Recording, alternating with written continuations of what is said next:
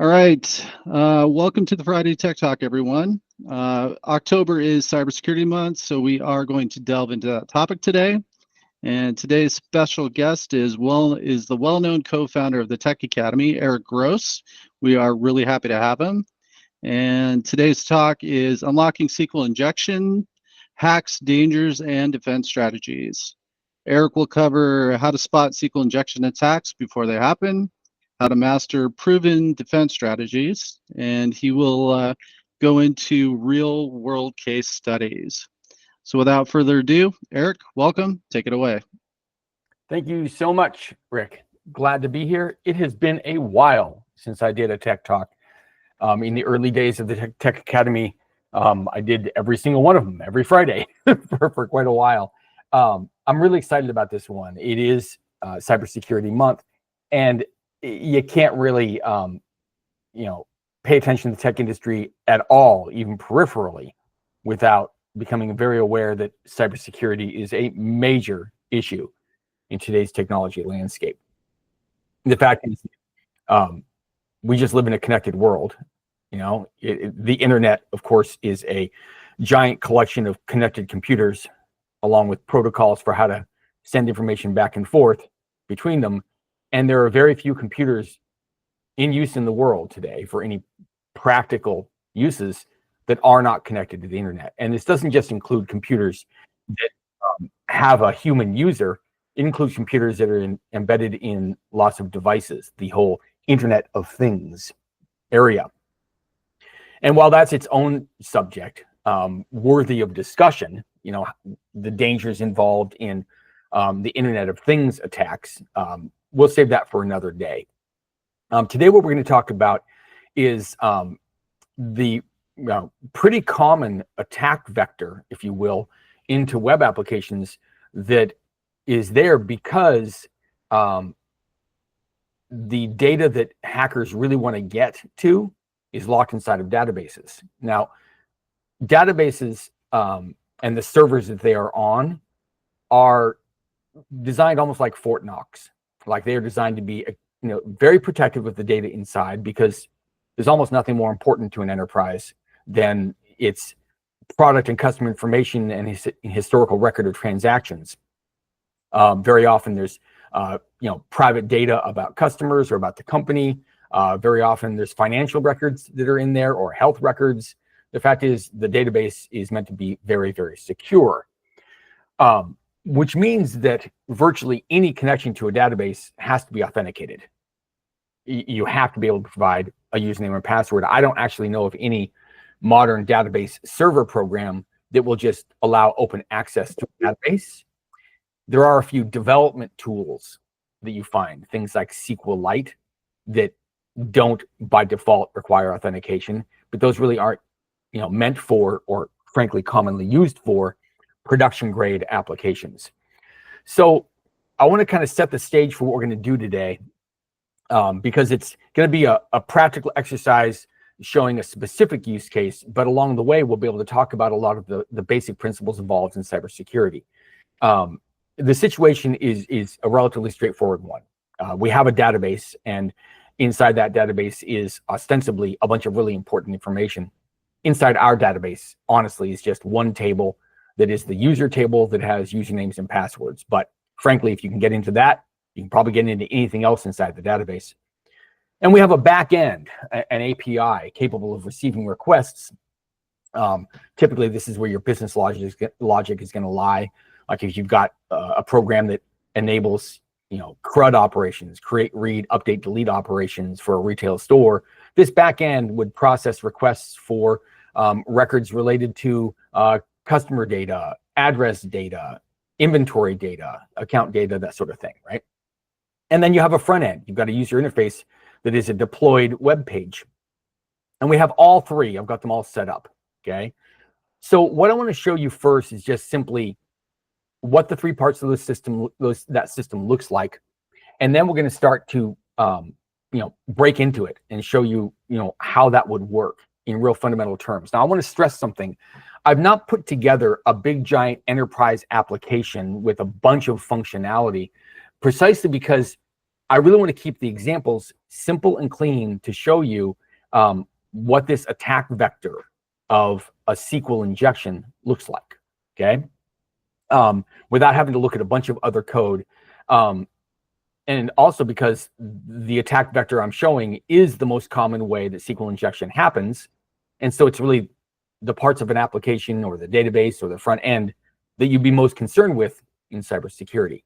So I'm going to share my screen and show you the parts of this. I'm going to go relatively slowly right here at the beginning because I want you all to be able to think with those three parts: the database, the API that lives on a server, and the front end that is a web page. So let's go about sharing my screen.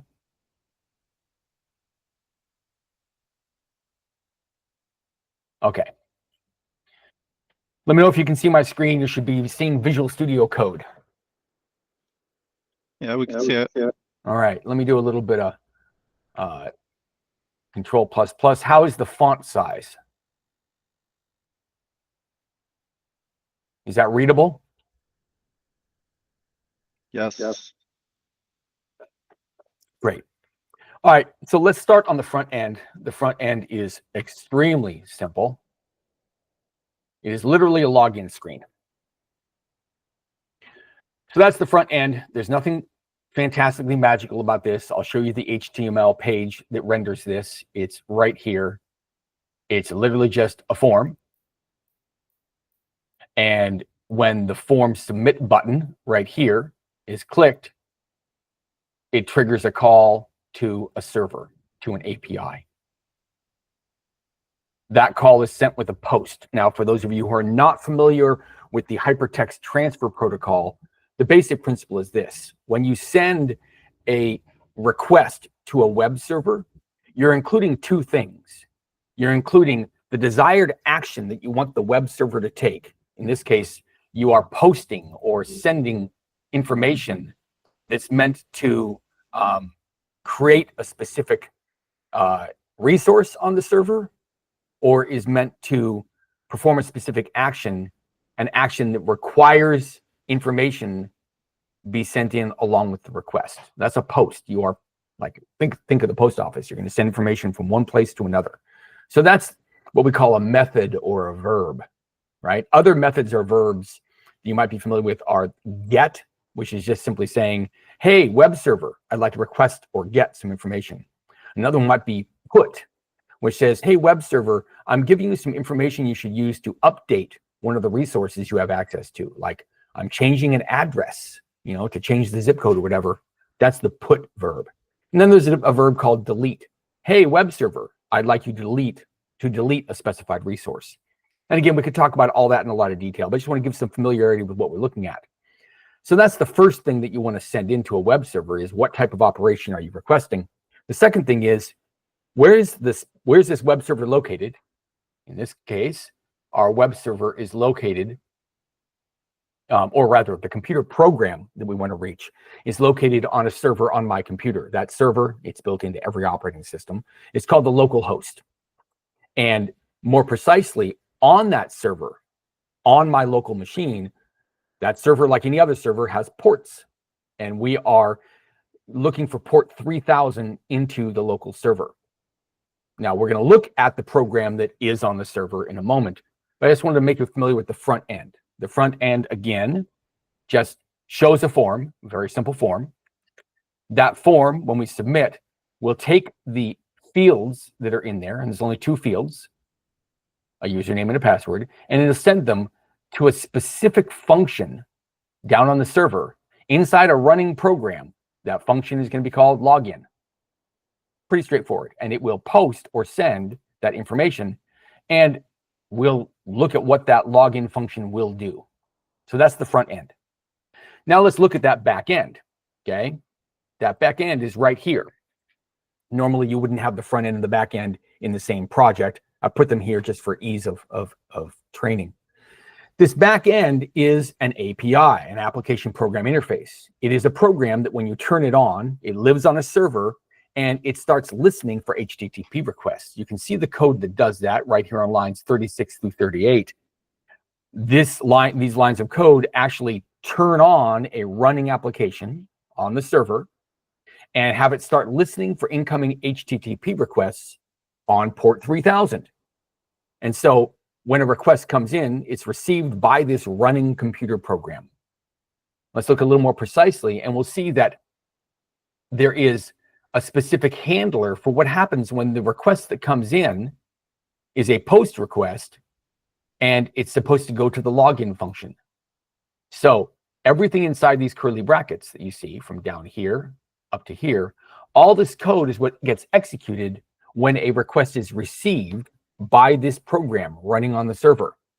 You can see that the first things we're going to do is we're going to go into the request, we're going to go into the body, we're going to extract the username. Then we'll go into the request, into the body, and we'll extract the password. And this is the point where, and we'll delve into this in some detail, this is the point where you have some vulnerability. We have a database. I'll show you it in a moment. Okay. And we want to try to log in by connecting to the user table, passing in the username, and passing in the password. And if that request is successful because we have the right username and the right password, then we will continue down here and say, hey, login was successful. So again, we're going to delve into this code in a bit more detail, but that's the basic functionality. So now I want to show you the database. We're using the database server MySQL. It's free. If you haven't used it, it's a really nice learning tool. And frankly, it's a production grade relational database management system. It's quite good. I have a database down here on my local database server, and it's called Demo Security. It's got one table, right? And you can see that I've got a username and password in there. The username is admin, and the password is admin123. Yes, I know it's very secure, isn't it? Again, I'm just demonstrating some of the fundamental concepts here, but we have a password stored down inside the database. So those are the three parts. Again, we have our front end, a form on a web page. We have our back end, code that can receive the form inputs and query the database to see whether or not the username and password are valid. And if they are, then authenticate the login. And we have the database where the information is stored. So before we move on and start breaking into this and showing how, showing it in operation, are there any questions on those parts?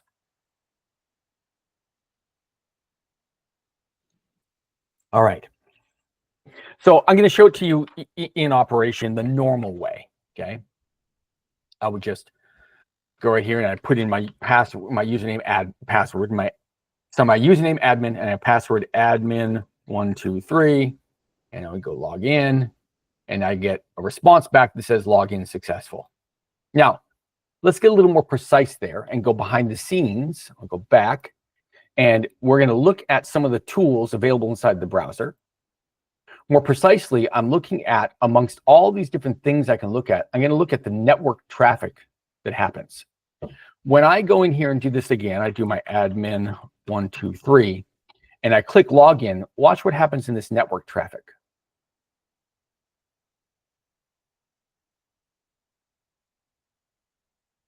This is where the bulk of the work happens. We're sending an HTTP request, okay? And this request is sent, again, to the local server, local host, specifically to port 3000 in that local host, and it includes this text, /login. The request is a post request. We saw that in the HTML code, right? And we have a response back. We got a 200 OK back from the server. You can even see the response right here. It's just simply the text login successful. So that's what's all that is happening on the front end.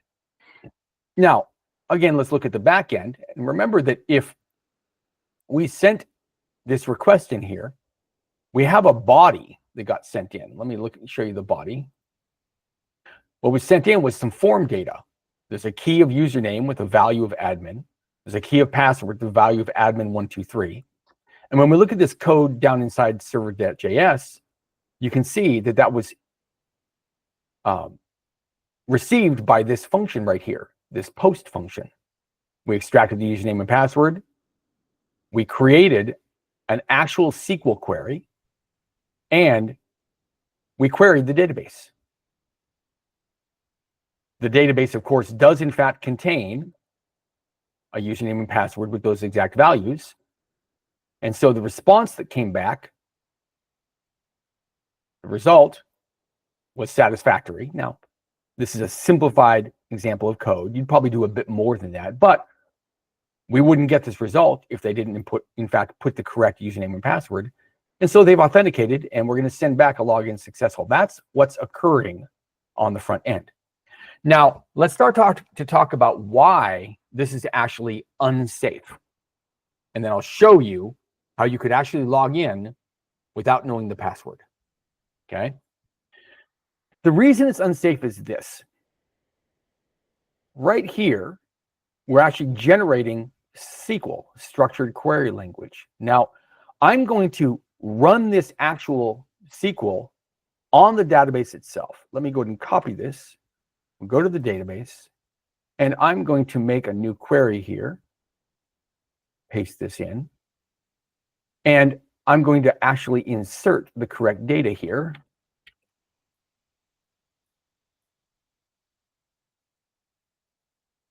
Because what I'm about to, when I finish typing this here, is this is the actual instruction that gets sent to the database by our program. When I run it, it actually returns a row. Here's the row that got returned. Because it returned a row, that actual row, the contents of this, the username and password, they get sent back to our code. That is the result that gets sent back. Now, again, the real logic inside an actual production grade application would be a bit more complex than this. But look what this is showing. If someone had the wrong email password, like admin12, and we run this, no rows would get returned. Look at that, 0 rows returned down at the bottom. If your Zoom controls are in the way and you can't see that, it just shows that this query didn't return any rows. And in that case, the length of our result would not be greater than 0, and we would send a login failed. We can even do that from the front end. Let's go to our front end here. Close all this extra stuff. And let's do admin. In fact, I'm going to say admin exclamation, and I'm going to put in some kind of password, right? And when I do that, I get login failed. And it's because, again, when this query hits the database, it doesn't return any rows. Any questions so far? Hey, Eric, can you make the font a little bit bigger in the with in the SQL, SQL? MySQL? Let me see if it'll do that. I don't know that it does that, actually. Hold on a moment.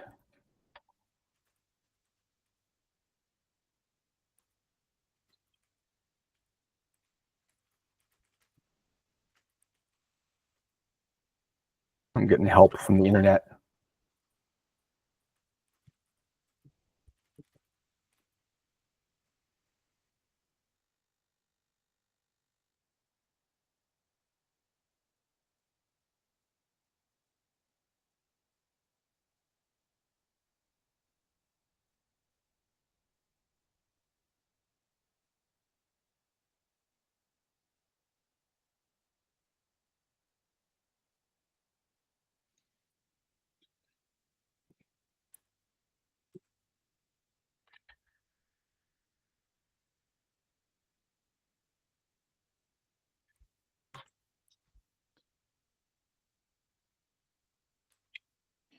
Is that better?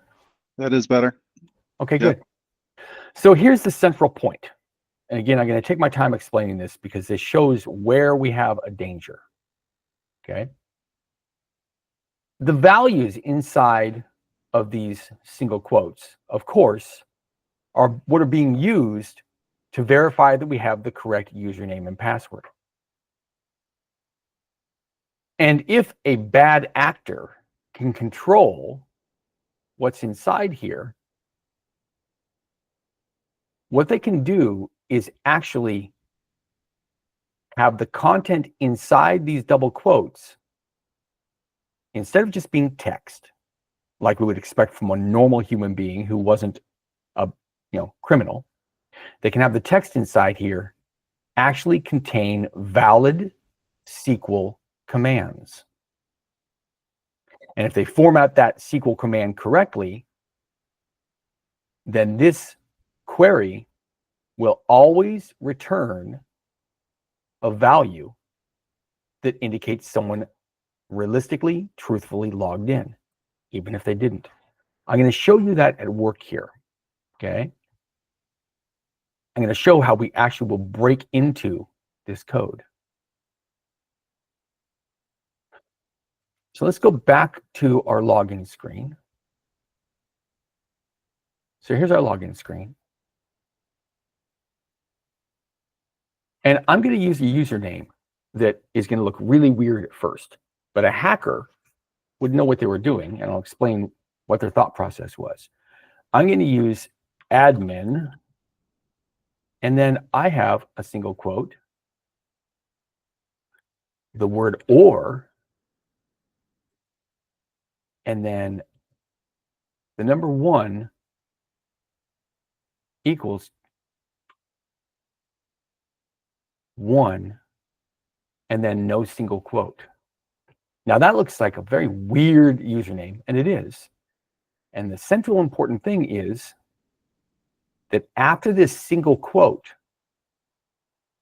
all of that text, space, OR, space, single quote, 1, single quote, equals, single quote, 1, the stuff I have highlighted, that is a valid SQL instruction.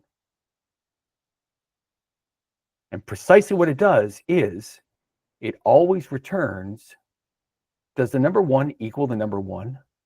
And guess what? The number 1 always equals the number 1. So it always returns true. So I can put whatever I want in the password here. I'm just going to hit some characters and hit login. And I just logged into the database. Just take a moment. And hopefully that hits you. That's kind of scary. Let's look and see precisely what occurred here. I'm going to set this up again. I'm putting in a scrambled whatever password. I guarantee you it's not the correct password. And frankly, that's not the correct username. Now let's go back inside here to our code. And I'm going to stop my server. I'm stopping the program that's running on the server. And I'm going to run it again. But I'm going to run it in a very different mode. I'm going to put it in debug. And now my program is running. My server is started up, so that means my API is running. My API program has connected to the database. And when I go here and click login, I've stopped right on this line. Now we're about to create the query. Let's look at that query. Everybody take a moment and look at that query.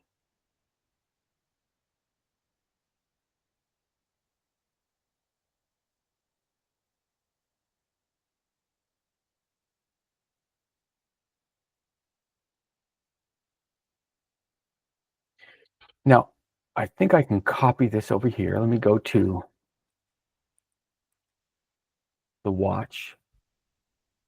And I'm actually going to grab this text right here. Will it let me copy it? Yeah, copy value. Let's go to the database and see what happens here and why. Here's a brand new query editor. And we paste this in. Oh, I didn't copy it all. Nice. Let me go to the beginning. It's just, there it is. Okay, good. All right.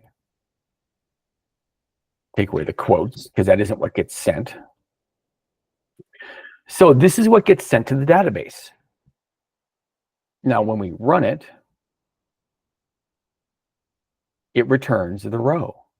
And because it returns the row, we're allowed to log in. Let's look at why. I want to highlight this specific section right here. We are performing with this and right here what's called a Boolean operation. We're basically saying if something here is true and the other thing's true, then we're golden. But this ruins the entire process. When we have this code in our SQL, we have an always true. And so it'll always return this username of admin. It'll return the row that has that username, no matter what. Now, if you don't know SQL, that's fine. Recognize that a hacker will know SQL, and they'll know it well. And they'll know that by going here and they're guessing at the admin password, which is not a hard thing to do. Sorry, they're guessing at the admin username. They know that's pretty common, right? By inserting this text afterwards, the single quote, what happens is, let me show you the other one. This is what we had before. When they put in the single quote, they take over from right here and they get to put in valid SQL code. And when you put in that valid SQL code, you end up with a statement, a command being sent to the database that looks exactly like this. And it always returns a row. Because it returns a row, our code considers that valid credentials have been entered. Clearly, valid credentials were not added. This is why it's called a SQL injection attack. From a form on the front end, they are injecting a SQL command. And they're injecting a SQL command that has a high probability of bypassing security protections, bypassing the intention of the query. Our intention with our query, because we thought our query was going to look like this, our intention is to actually see if both username and password matched inside the database. That was our intention. They got around our intention by inserting this valid SQL code. Any questions so far?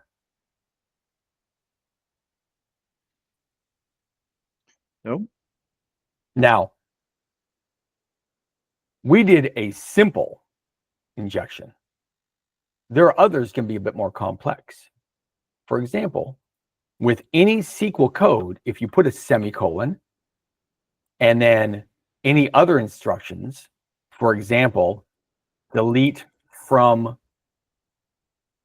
users where username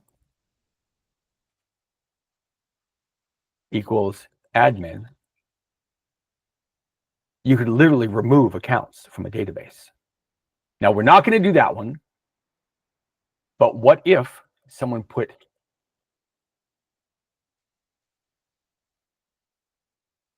this content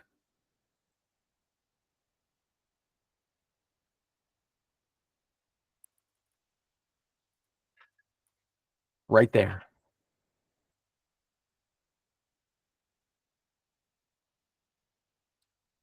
The moment the database receives this semicolon, it thinks the current instruction is over, and it processes the next text as a SQL command.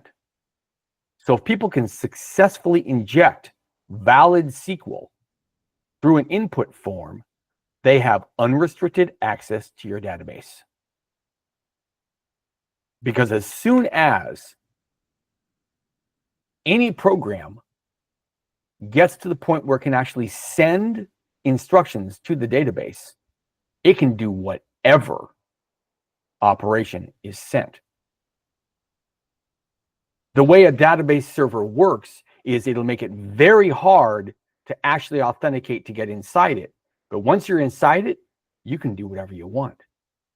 Our program is authenticated to the database. It can effectively send SQL commands to the database. And so hackers are essentially using the fact that our backend program, the API, let me close some of this stuff I have going on here.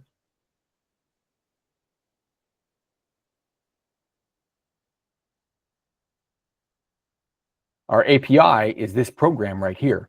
Hackers are using the fact that this program has access to the database, and it does so because it actually has the username and password to the database.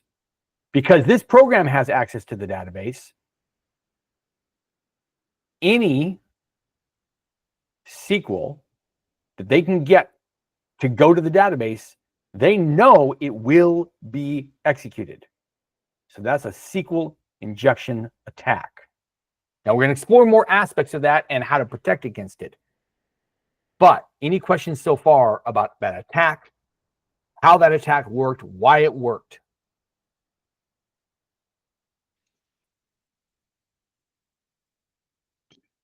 There's no questions. Robert just says there's no validation. Exactly. And we're going to look at that. Good job, Robert. You're spot on. So let's go ahead and stop this from running. And let's start to talk about how you can protect against this. One of our attendees, Robert, had a really good point. In our front end, when we look at this index.html, we are basically trusting our users. I'm not a cynical person. There's good people everywhere, but you'd be foolish to think that every user of our website is going to have good intentions. So what do?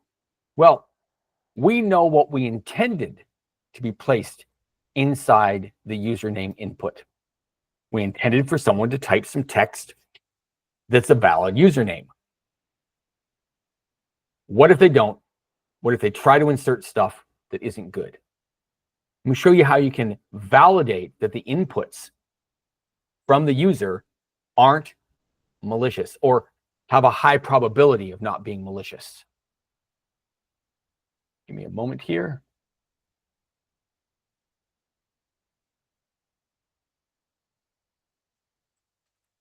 Let's look at this new version of the code. The form is exactly the same, except that when we submit the form, we call a function called validate form. Let's look at that form. Again, you don't need to be a JavaScript developer. I think the logic here will be pretty easy to follow.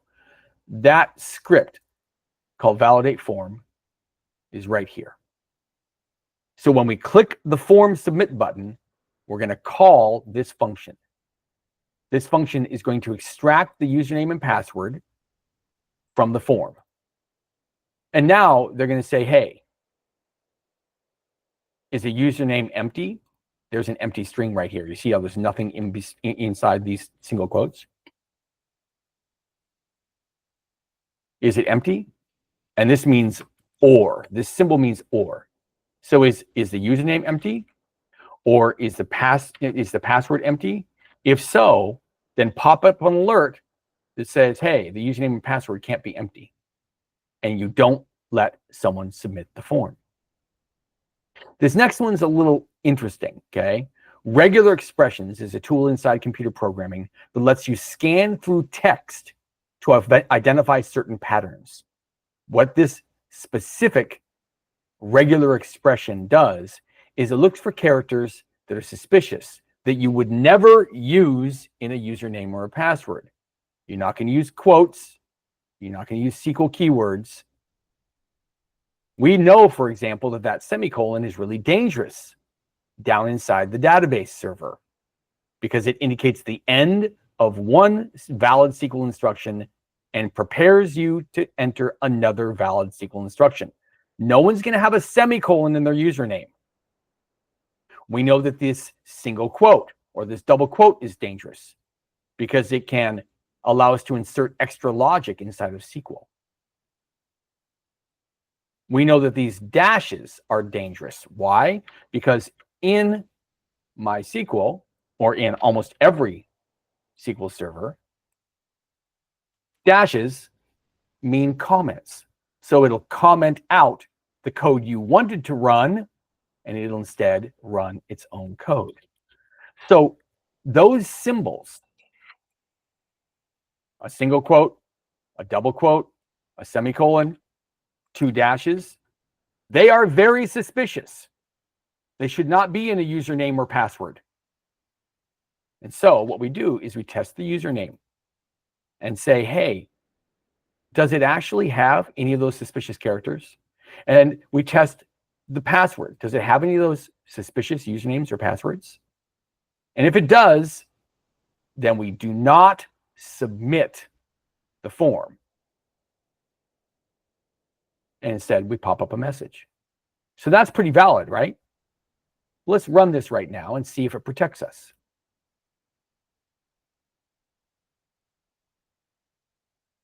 Let's try the same thing we were doing before, where we put in this really funky thing where we said admin, and then we put in, there it is right there.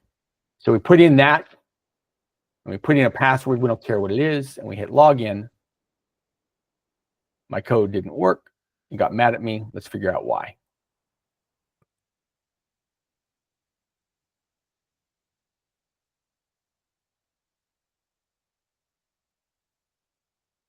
Did I stop my program from running? Oh, I did. I know that's the problem, but let's get the program running again.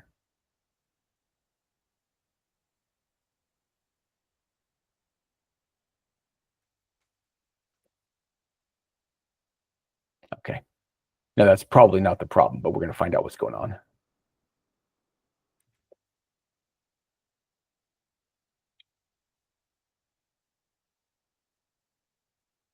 That shouldn't have happened. Why did I not protect my code? All right. This is where debugging happens.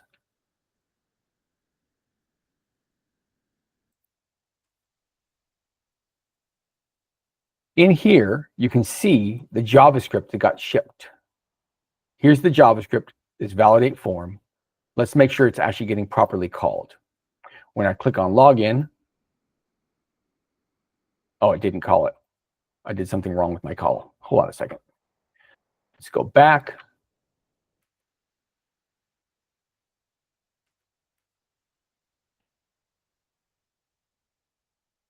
So here's my form. On submit, I do validate form, but it didn't call. So let's examine. All right, let's go back. And let's look at this form. Right click, inspect. Here's my form. And I have a handler on submit. It doesn't look like the on submit is catching. And I don't know why, so we're going to figure out why. Validate form. Let's look at that source. Validate form should get called, and it doesn't. Oh, it's mad at this. There's something wrong with my regular expression. All right, hold on a second.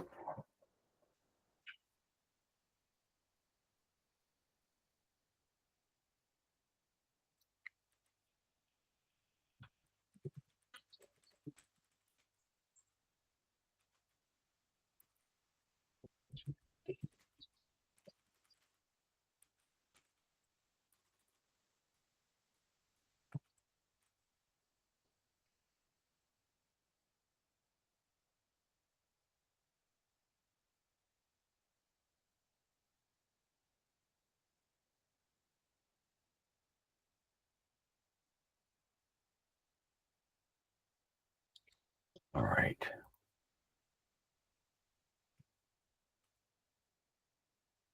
Let's see if that'll do a better job.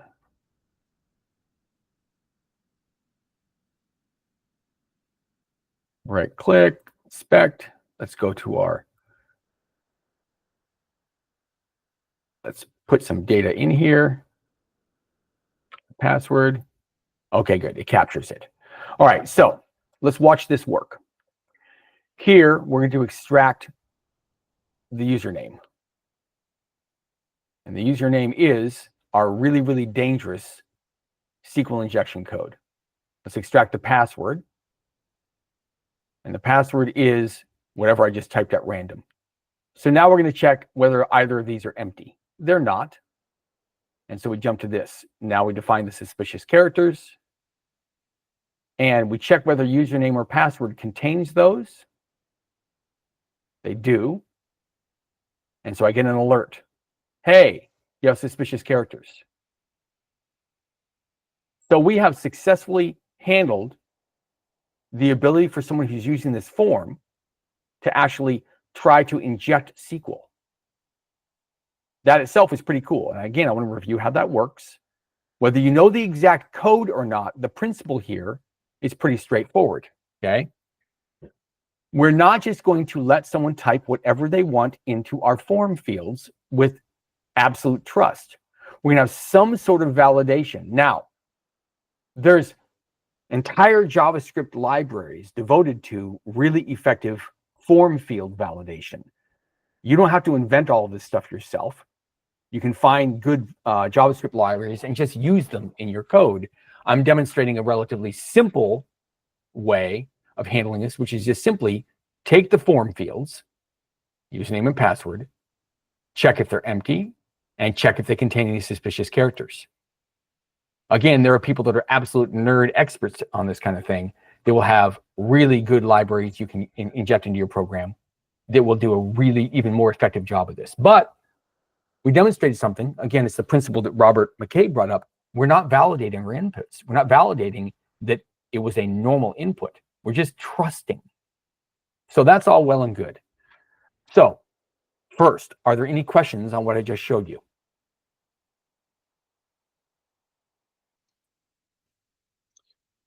No questions. Okay. Second, let's assume that this validation process is super secure.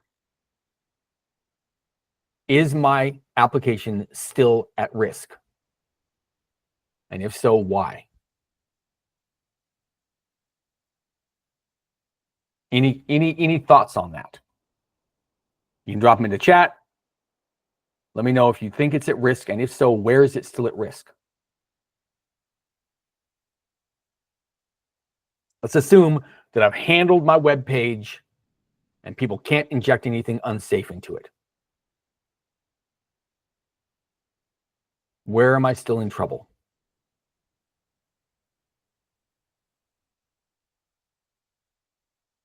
All right, so here's a question.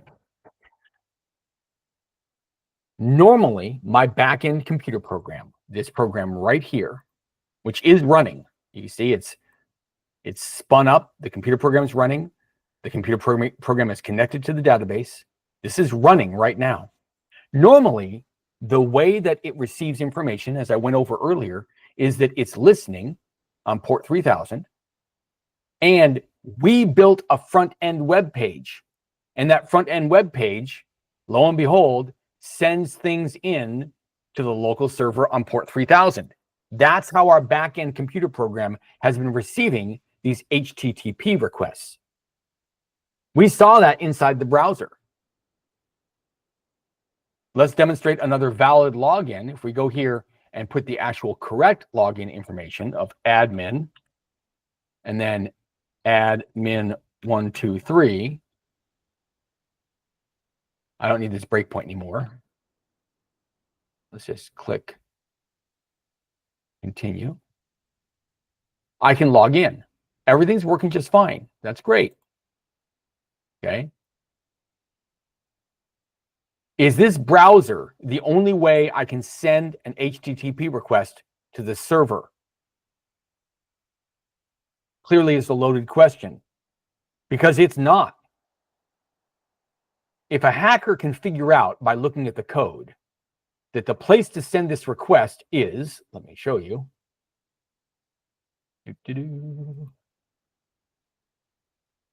go back.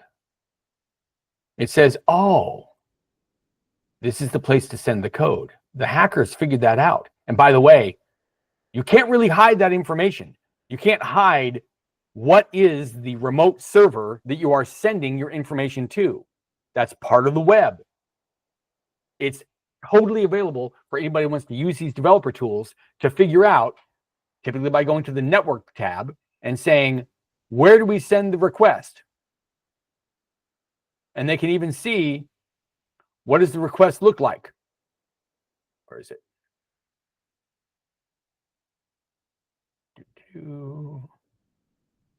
Let's send it.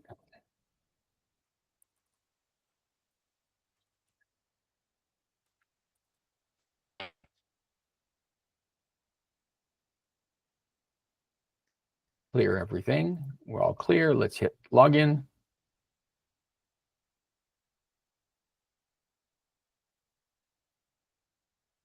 They can see the payload.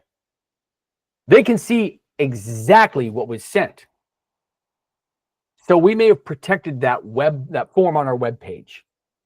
But I could open a tool like Postman, and I can send a post request to the exact same address, and I can set a username and a password, and I can log in. Which means they could do what we're talking about here, where they inject some SQL. Let me grab my SQL injection.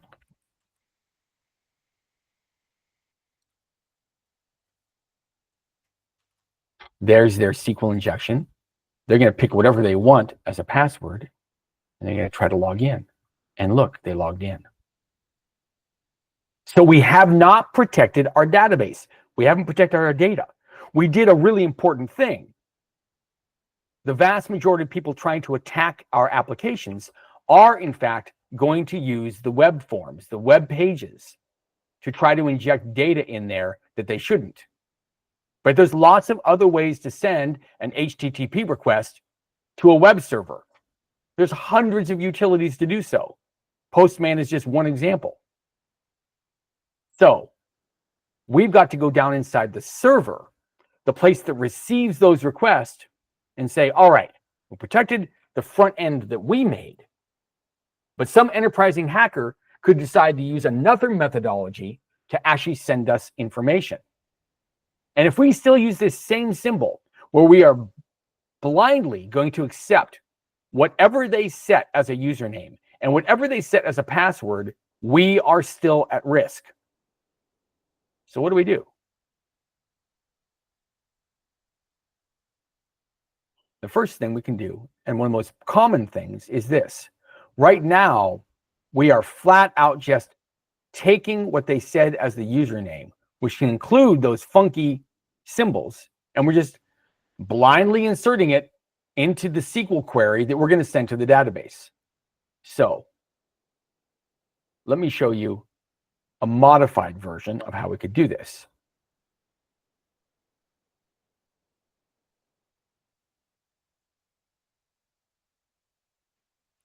And let's talk about what we did.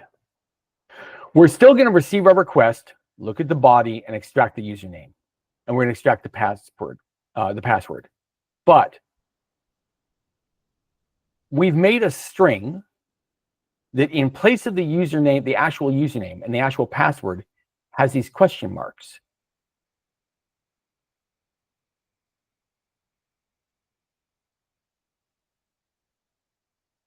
And what we're going to do, make sure this works here, okay?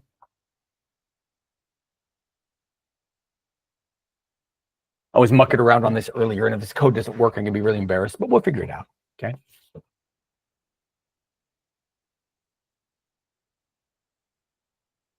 All right, so I've changed this. Let me stop my application. Restart it. And let's see if we can hack into this. Let's go back to here. We have our SQL injection. It didn't work. You see that? It didn't work. I stopped them. Let's do it validly and see if we can validly get in.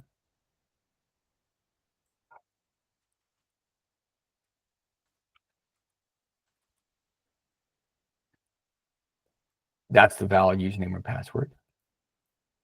And I can log in. So what I've done is I've said, listen, I'm not going to blindly accept this. I'm going to take these parameters and I'm going to insert them in here. And when you do this, let's look at the code and see what happens. Okay. You get, let's set this up in debug mode. Let's go to debug. And we're now running in debug. Is it working? Debug console. Yes. Okay. I'm running in debug. So now let's try that same. We'll see it the proper way. Okay. Let's click send. And we're on this breakpoint. If we hit step, look at the query. This is not right. Okay. Here's what happens. Okay. So when we send in the query, we pass in the query itself, which has these question marks. And in place of each question mark, we insert username and password. It doesn't let us manually insert. It doesn't let the funky SQL injection work. So when we click go, it actually worked. And it sent login successful. Why is my application not done yet? Okay. It sent login successful. Only because I had the right one. But now if I change this and try to log in,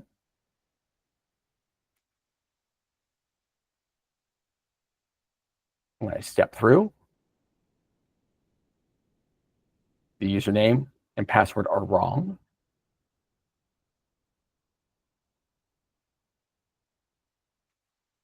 And so the login fails. So here's the basic principles I wanted to talk to you about. And then we just illustrated because we're getting close to wrapping up. Most applications nowadays have three basic elements: the front end, the server side, and the database. You can call the server side and the database the back end. You can lump them together. But a lot of attacks involve trying to gain access to the database. One of the most common ways of trying to break into that database is this practice of injecting SQL into what gets sent to the back-end program.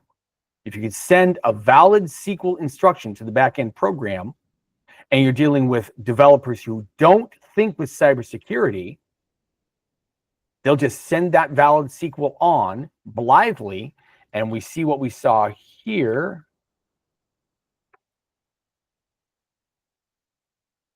Where we've injected SQL into what gets sent to the database, and we've bypassed all security measures, gained access to the database, gained access to the program, and we're in trouble. In order to protect against this, your primary areas to protect are the very front end, i.e., the forms that you use, and tools you can use to validate whatever people enter and not just trust it blindly. That's the first point of attack. And then to protect against a little more tenacious or sophisticated hackers, then you go into the back end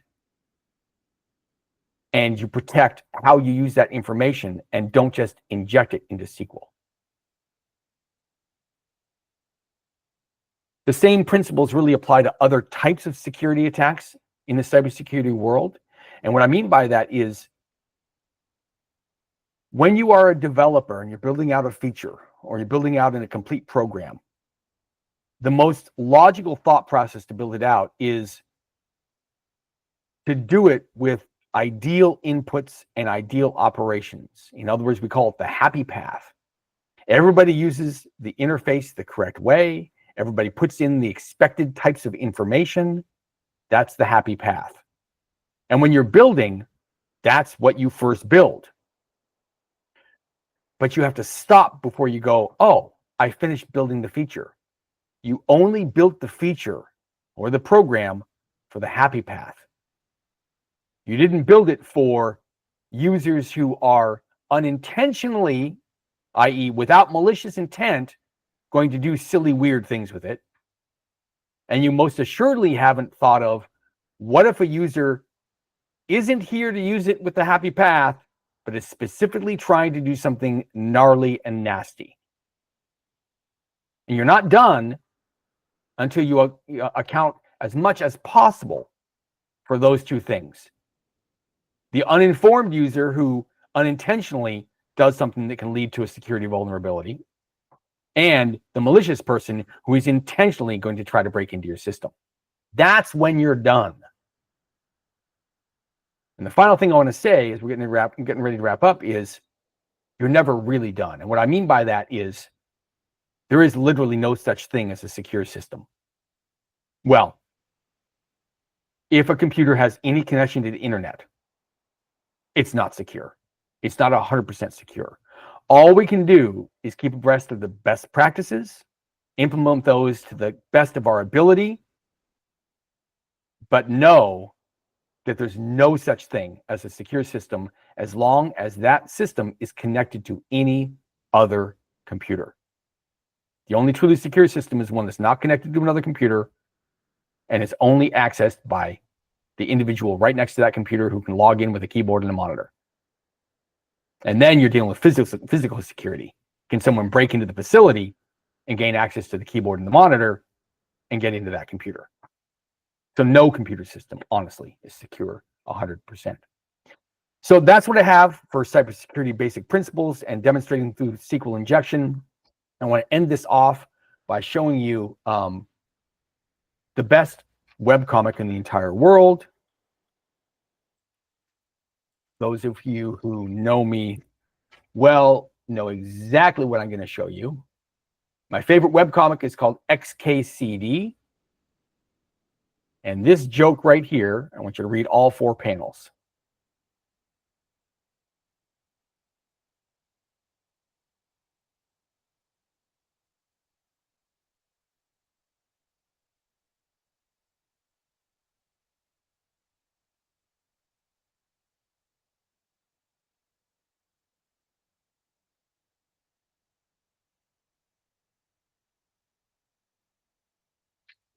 If you named your son with this single quote, end parentheses, semicolon, remember, after the semicolon, if that gets to the database, everything after it is a valid SQL command. And the command is drop the table called students. And so that's classic. I love this comic. Little Bobby Tables, we call him. And now you probably understand it a little bit. You may not think it's as funny as I do because I am a complete wackadoodle nerd. But I want you to see that in the computer programming world, this whole SQL injection thing, it's a very real problem, but we make fun of it sometimes too. All right, let me close that. Go back to stop presenting. And that's what I have. Do we have any comments, questions, or anything before we end off? If anybody has a question, they can put it in the chat, or you can raise your hand for any final questions. Was that helpful or interesting in any way? It was really good. Have you seen that done before, Rick? Someone break into a database? I haven't seen it live like you did it. It's pretty wild. I've read about it. Yeah. The first time I actually went in and from an input form actually deleted a table in my own database. I did the little Bobby Tables thing, and I watched the table disappear in my database server. Even though I knew how it worked, it was a jaw-dropping moment. I'm like, oh my God, I just deleted a table in my own database. This is a very, very, very real attack vector. So, all right. Thanks all so much. Appreciate you attending. We'll see you at future Tech Talks. Have a wonderful day. Thanks, Eric. That was really good. Learned a lot. And Gab, do you have something you want to add? Yeah. So can you guys hear me? Yep. Yep. All right. So we do have other Tech Talks. We do Tech Talks every week, Friday, same time. So it's 1 p.m. Pacific. And we have all of our Tech Talks lined up for the month of October, so you can just watch out for that one.